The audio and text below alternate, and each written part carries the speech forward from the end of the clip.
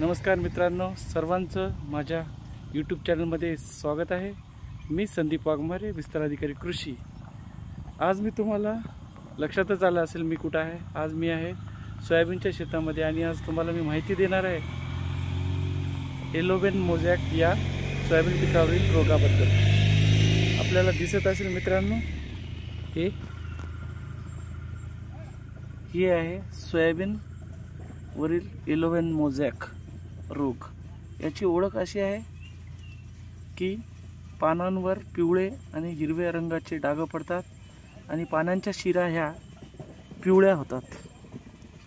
मित्रांनो, हा रोग जो आहे तो विषाणूजन्य असून याच्यावर म्हणजे याचा प्रसार हा पांढऱ्या माशीमुळे होतो। आपल्या भाषेत जर सांगायचं, जसं आपल्याला मलेरिया जो रोग होतो म्हणजे मच्छरांमुळे, जे बाधित रुग्ण आहे त्याला डसल्याच्या नंतर तोच कीटक म्हणजे मच्छर दुसऱ्या निरोगी माणसाला ज्यावेळेस हे डसतो त्यावेळेस त्याला मलेरियाची लागण होते। त्याच पद्धतीनं या सोयाबीन पिकातील सुद्धा तसंच आहे। याच्यामध्ये जे रसशोषक किडी आहेत त्याच्यामध्ये प्रामुख्याने पांढरी माशी हे या रोगाचा प्रसार करण्यास कारणीभूत आहे। कोणत्याही विषाणूजन्य रोगास प्रसार होण्यासाठी वाहकाची गरज असते आणि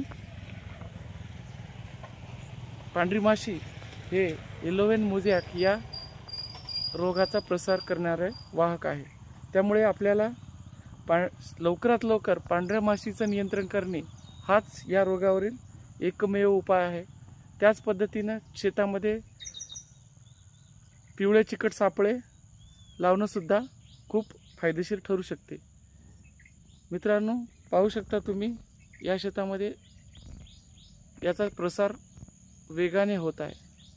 सर्वात प्रथम उपचार म्हणजे बाधित झाडे उपटून टाकणे, त्याच्यानंतर चिकट सापळ्यांचा वापर करणे आणि कीटकनाशकाचा जर म्हणसान तर त्यामध्ये इमिडाक्लोरोपिड, थायोमिथॅक्झॅम यासारख्या कीटकनाशकाचा वापर करणे फायदेशीर ठरू शकते। धन्यवाद।